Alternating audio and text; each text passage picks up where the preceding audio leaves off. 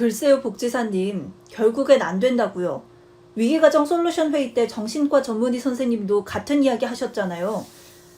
제가 많은 케이스를 봤지만 이런 경우 다른 해결 방법이 없어요.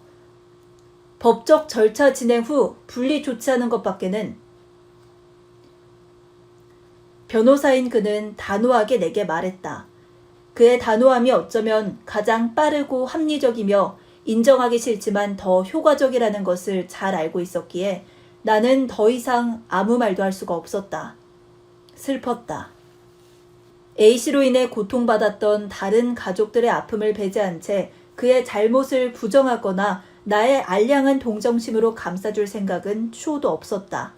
하지만 장애를 가졌다는 이유만으로 사무치게 외로웠던 직장생활, 이웃으로부터 소외되었던 시간, 그 세월을 오직 가장의 책임감으로 버텨냈던 고단함, 이 모든 것이 나를 바라보고 있는 A씨의 눈에서, 욕설을 내뱉는 그 입에서, 쓰러질 듯 가늘어진 어깨에서 금방이라도 쏟아질 듯 느껴졌다. 동거하고 있는 다른 가족들의 동의를 받아 그를 정신병동에 격리하는 것보다 먼저 그의 마음에 행복하게 살아보고 싶다는 마음이 들게 해주는 것이 우선이라고 생각했다. 마지막이라도 단 한 번만이라도 가족에게 사랑받으며 이웃으로부터 소외되지 않는 삶을 살 기회를 만들어주고 싶었다. 하지만 나의 이 시도가 내 개인적인 욕심이 투영된 계획인지 아니면 진정 그분들을 위한 것인지 철저히 검열해야만 했다. 멍하니 사무실에 앉아 모니터만 덩그러니 바라보며 생각에 잠겨 있는데 휴대전화 화면에 반가운 이름이 반짝였다. 센터장님. 아이고, 아직도 집에 안 가고 있지? 고민하고 있을 것 같더니. 그런데요, 센터장님. 저는 해보는 데까지 해보고 싶어요. 할 수 있는 방법 다 해보고 그래도 안 되면 당장의 분리가 우리가 생각하는 궁극적인 목표가 아니라고 생각해요.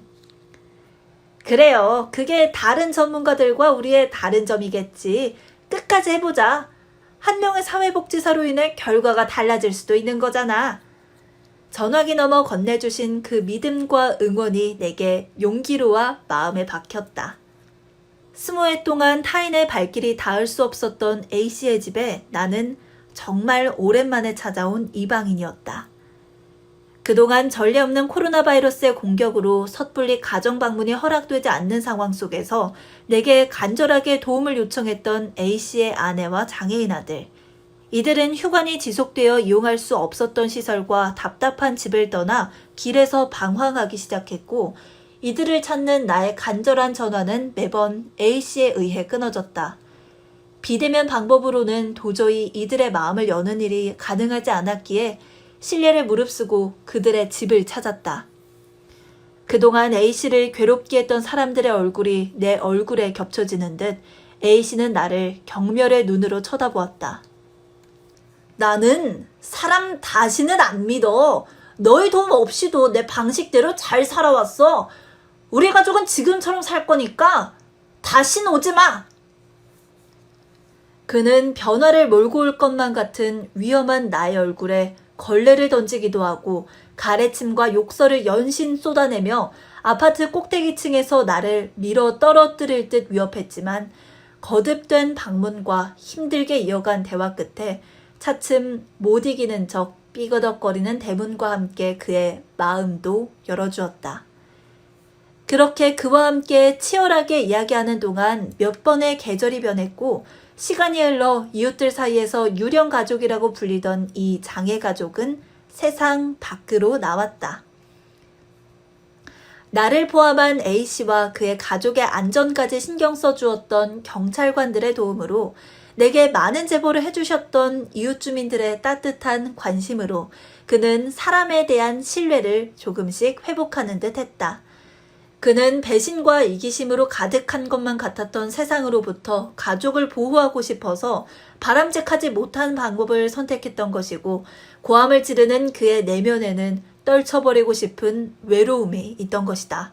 그 마음을 알아주는 사람들이 생기자 그는 변하기 시작했다. 20년 전 그가 선택의 길에 섰을 때 단 한 명의 누군가가 외롭고 고단했던 그의 손을 용기 있게 잡아주었더라면 스스로 그 자신을 세상으로부터 가두는 일을 하지 않았을까. 그렇다면 유령 가족을 탄생시킨 것은 A씨가 아니라 우리 사회가 아니었을까. 코로나19의 공격은 사회복지사들에게 많은 질문을 던지고 있다.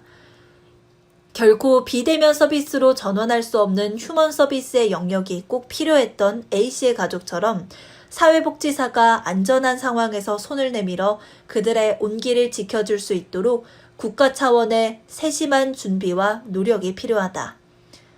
바람이 믿음이 되는 그 순간이 올 것이라 믿는다.